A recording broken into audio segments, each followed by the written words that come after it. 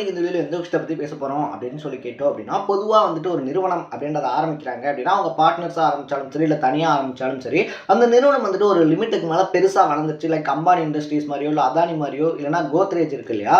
கோத்ரேஜ் நிறுவனங்கள் மாரியோ பார்த்தோம் அப்படின்னா, ஒரு லிமிட்டுக்கு மேலமா கட்டுக்கடங்காத அளவுக்கு வளர்ந்துருச்சு அப்படின்னா, அதை உருவாக்குனவங்க இருக்க வரைக்குமே அதுக்குள்ள பிரச்சனை, சண்டை, சச்சரவு அப்படிலாம் எதுவுமே வராது.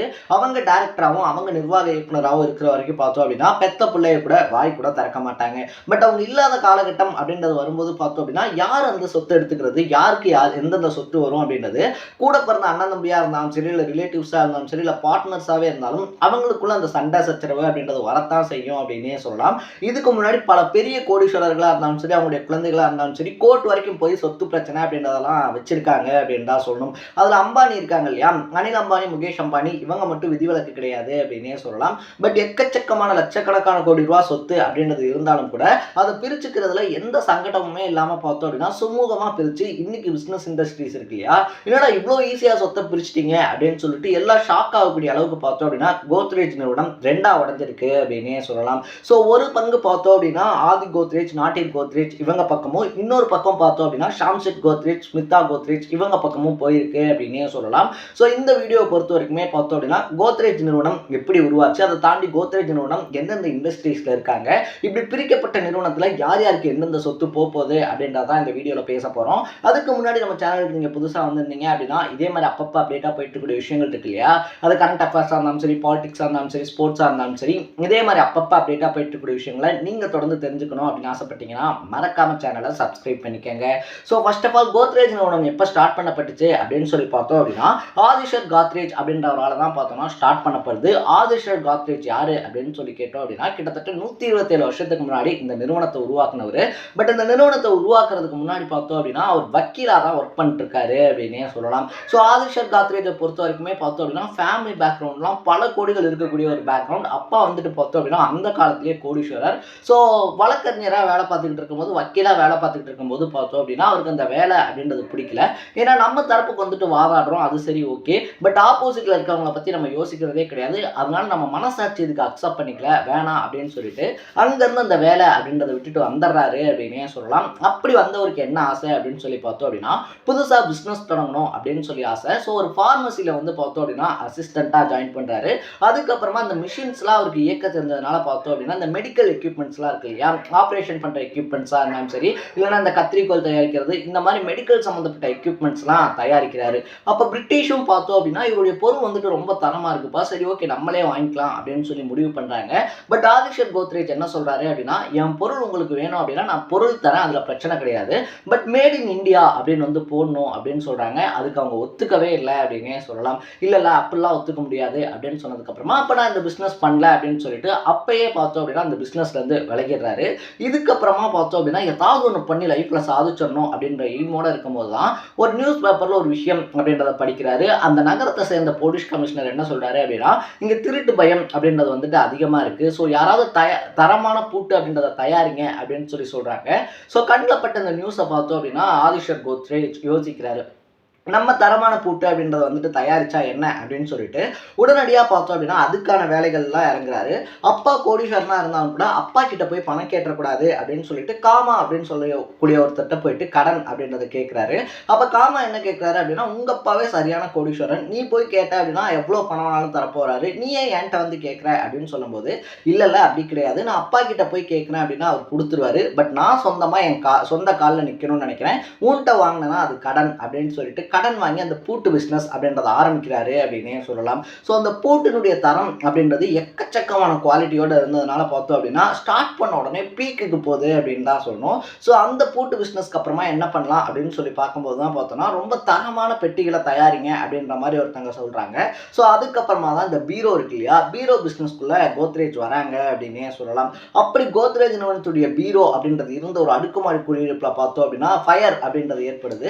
தீ விபத்து ஏற்பட்டுமே பார்த்தோம் அப்படின்னா அந்த கட்டடத்துல எக்கச்சக்கமா தீ பரவுது. பட் அந்த கோத்ரேஜ் பீரோ இருக்கு இல்லையா, அந்த பீரோக்குள்ள அந்த ஃபைல்ஸ்க்கு எதுவுமே ஆகலை. ஸோ இதனால் ஆட்டோமேட்டிக்காகவே பார்த்தோம் அப்படின்னா கோத்ரேஜ் நிறுவனத்து மேலே மக்களுக்கு ஒரு நம்பிக்கை அப்படின்றது வருது. அந்த நிறுவனத்தினுடைய பொருள் அப்படின்றது தரமாக இருக்கும் அப்படின்னு சொல்லிட்டு. ஸோ இப்படி அடுத்தடுத்த பிஸ்னஸ் அப்படின்றத எக்ஸ்டெண்ட் பண்ணிக்கிட்டே போகும்போது தான் பார்த்தோம் அப்படின்னா அந்த காலத்தில் சோப்பு இருக்கு இல்லையா, சோப்பெல்லாம் பார்த்தோம் அப்படின்னா விலங்குகளுடைய கொழுப்புல இருந்து தான் வந்துட்டு தயாரிக்கிறாங்க. இதுக்கு ஆதிஷர் கோத்ரேஜ் என்ன பண்ணுறாரு அப்படின்னா நம்ம அதுக்கு மாற்றா ஏதாவது பண்ணலாம் அப்படின்னு சொல்லிட்டு தாவர எண்ணெய் இருக்கு இல்லையா, ஸோ பிளான்ட்ஸ்லேருந்து பார்த்தோம் அப்படின்னா அந்த பிளான்ட்ல இருக்கக்கூடிய எண்ணெய்கள் அப்படின்றத எடுத்து முதல்ல ஒரு சோப்பு தயாரிக்கிறாரு. அது இன்னை வரைக்குமே ட்ரெண்டாக போய்கிட்டு இருக்கக்கூடிய சிந்தால் சோப்பு அப்படின்னே சொல்லலாம். அந்த மாதிரி அடுத்தடுத்த முயற்சி அப்படின்றத பண்ணி கோத்ரேஜ் நிறுவனம் இருக்கு இல்லையா, அதை ஒரு ரொம்ப பெரிய கட்டத்துக்கு கொண்டு போறாரு அப்படின்னே சொல்லலாம். அதுக்கப்புறமா அவருடைய மறைவுக்கு அப்புறமா பார்த்தோம் அப்படின்னா ஒரு 2-3 வாரத்துக்கு முன்னாடி வரைக்குமே இந்த கோத்ரேஜ் நிறுவனம் அப்படின்றது ஒன்னா தான் பயணிக்கிறாங்க.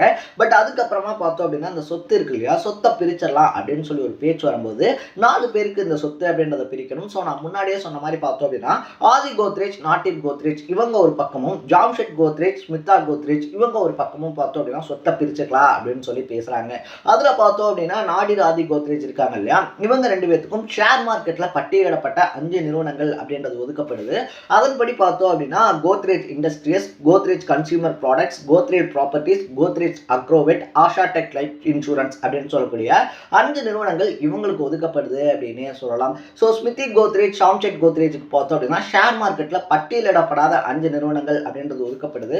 கோத்ரேஜ் என்டர்பிரைசஸ் இருக்கு இல்லையா, அதுவாக இருந்தாலும் சரி, கோத்ரேஜ் எலக்ட்ரானிக்ஸ் இந்த மாதிரி நிறுவனங்கள் அப்படின்றது ஒதுக்கப்படுது. இதோட பிளஸ்ஸா சேர்த்து என்ன ஒதுக்கப்படுது அப்படின்னு சொல்லி பார்த்தோம் அப்படின்னா மும்பையில கிட்டத்தட்ட 3400 ஏக்கர் நிலம் அப்படின்றதும் இந்த நிறுவனத்துக்கு சொந்தமா இருக்கு அப்படின்னே சொல்லலாம். அந்த நிலத்தினுடைய மதிப்பு இன்னைக்கு இருக்கக்கூடிய காலகட்டத்தில் 1 இல்லை 2 இல்லை 1 லட்சம் கோடி ரூபா அப்படின்னு வந்து சொல்லப்படுது. ஸோ அப்படி இருக்கக்கூடிய அந்த 1 லட்சம் கோடி ரூபா இருக்கு இல்லையா, அந்த 1 லட்சம் கோடி ரூபாய் இருக்கக்கூடிய அந்த நிலம் அப்படின்றது பார்த்தோம்னா ஜாம்ஷெட் கோத்ரேஜ்க்கும் ஸ்மித்ரா கோத்ரேஜ்க்கும் வந்துட்டு கொடுக்கப்படுது அப்படின்னு சொல்றாங்க. ஸோ நான் முன்னாடியே சொன்ன மாதிரியே பார்த்தோம் அப்படின்னா அவங்க வந்துட்டு ஸ்டார் கிட்ஸா இருக்காங்க அப்படின்ற பட்சத்தில் சினிமாவில் மட்டும் கிடையாது, அவங்க வந்துட்டு மற்ற இண்டஸ்ட்ரீஸ்லயா இருந்தாலும் சரி, அது பிசினஸ் அப்படின்னு சொல்லி வரும்போது பார்த்தோம் அப்படின்னா யார் யாருக்கு எந்தெந்த சொத்து அப்படின்றத பிரிக்கும் போது கண்டிப்பா சண்டை சச்சரவு வரும். அவங்களுக்கு கூட போகுது, எனக்கு குறைய போகுது, இது மார்க்கெட் வேல்யூ அதிகம், அது மார்க்கெட் வேல்யூ அதிகம் அப்படின்னு சொல்லிட்டு. ஸோ கோத்ரேஜ்குள்ள ஏன் இந்த மாதிரி ஒரு பிரச்சனை வரல அப்படின்னு சொல்லி பார்க்கும்போது பார்த்தோம் அப்படின்னா அதுக்கு முக்கிய காரணமா மஹிந்திரா பேங்க் இருக்கு இல்லையா, ஸோ மஹிந்திரா பேங்கினுடைய நிறுவனா இருக்கக்கூடிய உதய் கோட்டக் முக்கியமான காரணமா இருந்திருக்காரு அப்படின்னு சொல்லப்படுது. ஸோ உதய் கோட்டக்கை பொறுத்த வரைக்குமே பார்த்தோம் அப்படின்னா அவர் தான் வந்துட்டு இந்த பிரிவு இருக்கு இல்லையா, இந்த சொத்து பிரிவு அப்படின்றத வந்துட்டு முறையா பண்ணி கொடுத்திருக்காரு அப்படின்னு சொல்றாங்க. ஸோ யார் யாருக்கு எந்தெந்த நிறுவனங்கள் வரணும், அதன் மூலியமா அவங்களுக்கு என்னென்ன கிடைக்கும் அப்படின்னு சொன்னதோட மட்டும் இல்லாம இன்னைக்கு நீங்க இந்த ஷேர்ஸ் இருக்கு இல்லையா, அந்த ஷேர்ஸ் அப்படின்றத கரெக்டா பிரிச்சுட்டீங்க அப்படின்னா நாளைக்கு உங்களுடைய வாரிசுகள் அப்படின்னு சொல்லி வரும்போது அவங்களுக்கு எந்த பிரச்சனையுமே இருக்காது. அவங்களுக்கான ரெஸ்பான்சிபிலிட்டிஸ் இருக்கு இல்லையா, இன்னைக்கே யார் யாருக்கு எந்தெந்த ரெஸ்பான்சிபிலிட்டிஸ் அப்படின்றத உங்களால பிரிச்சிட முடியும். இதனால நிறுவனம் பார்த்தோம் அப்படின்னா இன்னும் அடுத்த கட்டத்தை நோக்கி வளரும் அப்படின்னு சொல்லி தேவையான நேரத்தில் எடுத்து சொன்னதோட மட்டும் இல்லாம பார்த்தோம் அப்படின்னா கிட்டத்தட்ட 127 வருஷ பாரம்பரியம் அப்படின்ற வச்சிருக்கக்கூடிய ஒரு நிறுவனத்துக்கு கோர்ட்டு கேஸு அலைச்சல், தேவையில்லாத மனசங்கடம், வாக்குவாதம் அப்படின்ற மாதிரி எதுவுமே இல்லாம ஜஸ்ட் உட்கார்ந்து பேசி பார்த்தோம் அப்படின்னா இத்தனை லட்சம் கோடி ரூபாய் மதிப்பு இருக்கக்கூடிய சொத்துக்கள் அப்படின்றது சர்வசாதாரணமா பிரிக்கப்பட்டிருக்கு அப்படின்னே சொல்லலாம். ஸோ இதுதான் இப்போ பிசினஸ் இண்டஸ்ட்ரீஸை பொறுத்த வரைக்குமே பார்த்தோம்னா ஆச்சரியமா பார்க்கப்படுது அப்படின்னே சொல்லப்படுது. ஏன்னா கோத்ரேஜ் நிறுவனம் பார்த்தோம் அப்படின்னா முன்னாடி இந்தியாவில் சாதாரணமாக தொடங்கப்பட்ட ஒரு கூட்டு நிறுவனம். அதுக்கு அடுத்தடுத்து பார்த்தோம் அப்படின்னா ஒவ்வொரு இண்டஸ்ட்ரீஸ்குள்ளேயுமே வந்து அதில் தங்களை நிலைநிறுத்திக்கிட்டாங்க அப்படின்னு தான் சொன்னோம். நமக்கு எல்லாத்துக்குமே கோத்ரேஜ் அப்படின்னு சொன்னோம் அப்படின்னா ஹேர் டை இருக்கு இல்லையா, அதுதான் பெரும்பாலும் ஞாபகம் வரும் அப்படின்னே சொல்லலாம். பட் கோத்ரேஜ் அதை தாண்டி நமக்கு தெரியாத எக்கச்சக்கமான விஷயங்கள் அப்படின்றத தயாரிச்சுக்கிட்டு இருக்காங்க.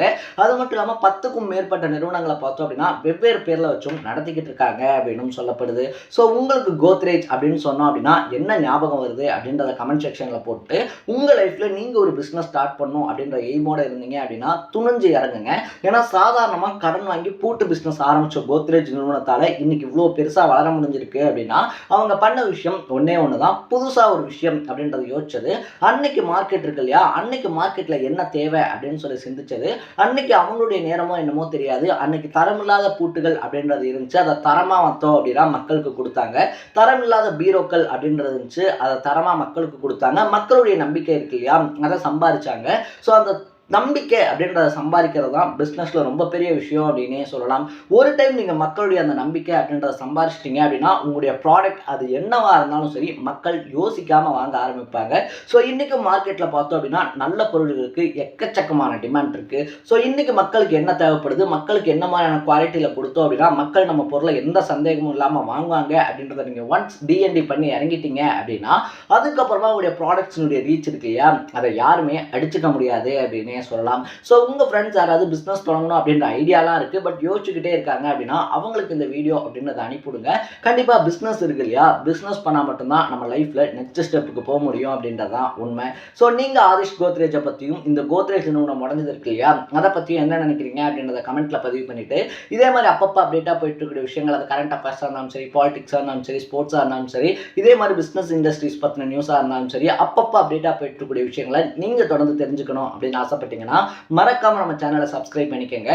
நாளைக்கு இதே மாதிரி இன்னொரு இன்ட்ரெஸ்டிங்கான வீடியோவில் சந்திக்கலாம். Tata, bye by.